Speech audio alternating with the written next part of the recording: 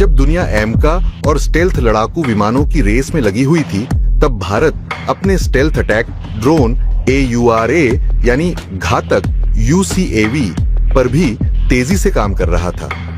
अब इसका full scale model बनकर तैयार हो चुका है और इसका फैब्रिकेशन लगभग पूरा हो चुका है। ये दुनिया का पहला ऐसा ड्रोन होने जा रहा है जो कि EOTS सिस्टम के साथ आएगा, यानी कि ये इलेक्ट्रो ऑप्टिकल टारगेटिंग सिस्टम के साथ आने वाला ड्रोन होगा और ये इसे दुनिया का नंबर 1 ड्रोन बना देगा। वो इसलिए क्योंकि आज तक किसी भी ड्रोन में ऐसी कैपेबिलिटी नहीं आई। और ये खास क्यों है? वो इसलिए क्योंकि इसकी मदद से एक तो आप लंबी दूरी की जो मिसाइलें हैं वो ड्रोन में लगाकर फायर कर सकते हैं, यानी कि रेंज मारक क्षमता बढ़ जाएगी बहुत ज्यादा। इंडिया ने पहले जो ब्रह्मोस मिसाइल बनाए थे इंडिया और रशिया ने मिलके, क्या इंडिया ने वो एक्सपोर्ट नहीं किए? एब्सोल्युटली एक्सपोर्ट किए।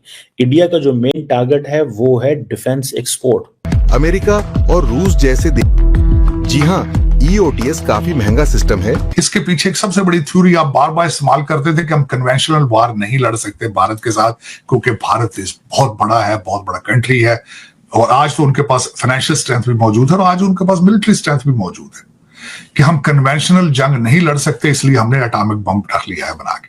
लेकिन उसके बाद आपने अखराजात कम क्यों नहीं किए अपनी आर्मी के? मोदी जी पाकिस्तान में कोई इन्वेस्टमेंट नहीं करेंगे, हमें कोई पैसा नहीं देंगे, ना लोन की शक्ल में ना इन्वेस्टमेंट की शक्ल में।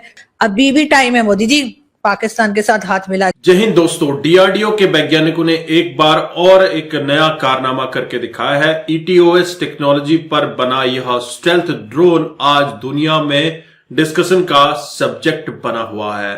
दोस्तों, AURA के नाम से बना यह स्टेल्थ ड्रोन पूरी दुनिया को अपने वजूद की वजह से काफी अट्रैक्ट कर रहा है। आप इस वीडियो को एंड तक जरूर देखिएगा।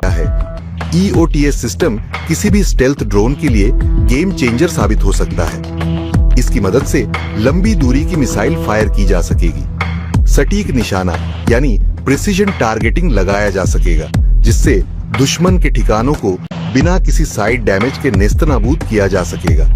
स्टेल्थ और एक्यूरेसी का ऐसा कॉम्बिनेशन मिलेगा जो आज तक किसी भी ड्रोन में नहीं देखा। OTS बन जाएगा। इंडिया ने पहले जो ब्रह्मोस मिसाइल बनाए थे इंडिया और रशिया ने मिलके, क्या इंडिया ने वो एक्सपोर्ट नहीं किए? एब्सोल्युटली एक्सपोर्ट किए। इंडिया का जो मेन टारगेट है वो है defence export. Main target defence export है। इस चीज को देखते हुए वो समझते हैं कि अगर हम ये डिफेंस एक्सपोर्ट कर सकेंगे तो हमें तो बहुत फायदा है। अमेरिकन के साथ उनको डिसएडवांटेज ये है कि अगर वो ले भी लेते हैं, प्रॉब्लम ये है कि वो जो गारंटीज मांगते हैं अमेरिकन, ना तो वो टेक्नोलॉजी ट्रांसफर करते हैं, ना वो जॉइंट प्रोडक्शन करते हैं, ना वो किसी और मुल्क को जाने देते हैं। अब रशियंस ने ये जो कहा है कि इंडिया इसमें स्ट्रेटेजिक इनिशिएटिव लेना चाहता है रिगार्डिंग मेक इन इंडिया, ठीक है जी। और रशियंस कहते हैं कि ठीक है, हम आपको मैन्युफैक्चरिंग में सपोर्ट करेंगे, मेंटेनेंस में सपोर्ट करेंगे, टेक्नोलॉजी ट्रांसफर में सपोर्ट करेंगे। इन तीनों चीजों के अंदर अमेरिकन इंडिया को सपोर्ट नहीं करेंगे, ना वो करना चाहते हैं। सो इंडिया के लिए जिस चीज की ऑफर है वो ये है, लेकिन प्रॉब्लम ये है रशिया की बहुत सारी जो शिप्स हैं, रशियन शिप्स और बाकी शिप्स जो रशियन ऑयल लेके जा रही हैं, उनको प्रेसिडेंट ट्रंप जो है वो सैंक्शन कर रहे हैं, जिसकी वजह से बहुत सारा तेल जो है वो इंडिया नहीं पहुंचेगा। सो इस चीज को थोड़ा सा जहन में रखें कि ये चीजें हैं। सो इंडिया के लिए ये मसला है कि अगर वो Su-57 ले लेते हैं तो अमेरिकन बोलेंगे, रशियन फ्रेंच बोलेंगे, सारे का सारा इवन के स्पेनिश बोलेंगे। इसके पीछे एक सबसे बड़ी थ्योरी आप बार बार इस्तेमाल करते थे कि हम कन्वेंशनल वार नहीं लड़ सकते भारत के साथ, क्योंकि भारत देश बहुत बड़ा है, बहुत बड़ा कंट्री है और आज तो उनके पास फाइनेंशियल स्ट्रेंथ भी मौजूद है और आज उनके पास मिलिट्री स्ट्रेंथ भी मौजूद है कि हम कन्वेंशनल जंग नहीं लड़ सकते, इसलिए हमने एटॉमिक बम रख लिया है बना के। लेकिन उसके बाद आपने अखराजात कम क्यों नहीं किए अपनी आर्मी के? आपने लोगों की वेलफेयर पे पैसे क्यों नहीं लगाए? फिर उसके बाद आपकी इकॉनमी और लोगों की तालीम बेहतर क्यों नहीं हो रही फिर उसके बाद?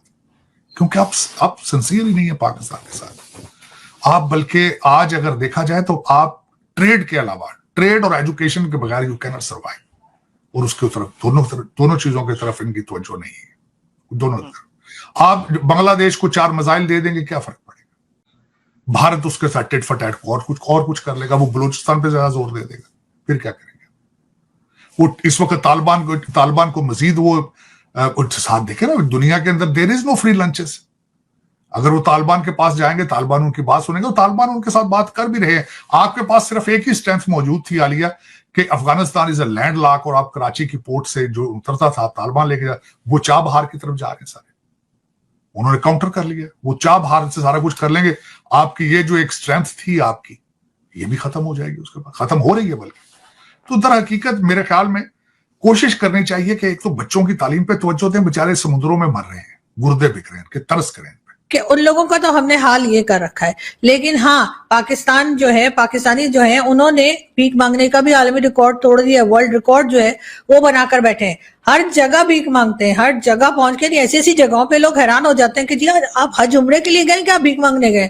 यही हाल पाकिस्तान में भी आप किसी से भी मिल लें, 2-4 दिन के बाद वो आपसे कोई ना कोई अपनी दुख भरी कहानी जरूर सुनाता है। और वो दुख भरी कहानी सुनने के बाद आपका यही होता है कि अगर आपके पास थोड़े से भी पैसे हैं तो आप जेब में हाथ डालते हैं और कहते हैं कि ये लो बीबी और निकलो इधर से।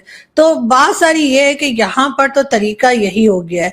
इसकी रीजन क्या है पता नहीं, शायद हमारे मिनिस्टर्स को, हमारे गवर्नमेंट को और लोगों को देखकर लोगों को ऐसा लगता है कि अगर प्राइम मिनिस्टर या उससे भी ज्यादा के लोग जाकर जो है वो भीख मांग सकते हैं, तो हम तो आम आदमी है भाई, हम तो जिसे कहते हैं नौकरी पेशा लोग हैं, वर्किंग क्लास हैं, हमें मांगने में क्या है। तो दोस्तों, आपने ये वीडियो देखा और आपको आइडिया लग गया होगा कि भारत के वैज्ञानिकों की कैपेबिलिटी क्या है। जब दुनिया एमका के पीछे लगी हुई थी और फाइटर जेट्स के पीछे लगी हुई थी, एरो इंडिया शो पर काम कर रही थी, वहीं भारत के वैज्ञानिक इस स्टेल्थ ईटीओएस टेक्नोलॉजी ड्रोन पर काम कर रहे थे। दोस्तों, यह दुनिया का पहला स्टेल्थ ड्रोन बन जाता है जो कि ईटीओएस टेक्नोलॉजी पर काम कर रहा है, और यह बहुत बड़े बड़े परमाणु हथियारों को लेकर जाने में कैपेबल भी है। इससे भारत की रक्षा क्षमता में काफी वृद्धि हो सकती है। दोस्तों, आज आप देखें, पूरा यूरोप भारत की तरफ देख रहा है सस्ते और टिकाऊ उपकरणों की वजह से। आज अगर आप देखें, अमेरिका के धमकी के बाद से पूरे यूरोपियन यूनियन के 27 कमिश्नर्स भारत विजिट करने वाले हैं। एक बहुत बड़ा रक्षा एग्रीमेंट साइन होने वाला है जिसमें भारत के बड़े बड़े हथियारों की खरीदारी वो करने वाले हैं। और आपको ज्ञात होगा कि आर्मेनिया के बाद अमेरिका ने भी पिनाका मिसाइल खरीदने की बात की है। फ्रांस दौरे पर जब नरेंद्र मोदी गए थे, वहां पर यूपीआई तो चिपका कर आ गए, साथ ही साथ उनको ये बताकर आ गए कि भैया पिनाका मिसाइल ले लो, जबरदस्त है। और उसके बाद फ्रांसीसी कई और एक्सपर्ट्स जो कि मिलिट्री एक्सपर्ट्स हैं भारत आए हैं, और जैसे ही फ्रांस के एक्सपर्ट्स इसका टेस्टिफाई कर लेंगे तो कहीं ना कहीं फ्रांस के साथ भी बहुत बड़ी डील हो सकती है। कहा जा रहा है कि 40,000 करोड़ की डील होगी। दोस्तों, इससे भारत का रुतबा रात दिन इंक्रीज हो रहा है और ऐसे वैज्ञानिकों को सलाम है। अगर आपके कोई विचार हो कमेंट कीजिए। चैनल पर नए हैं, चैनल को भी सब्सक्राइब करें। हम आपको मिलते हैं अगले वीडियो में, तब तक अपना ध्यान रखिए। जय हिंद, जय भारत, जय श्री।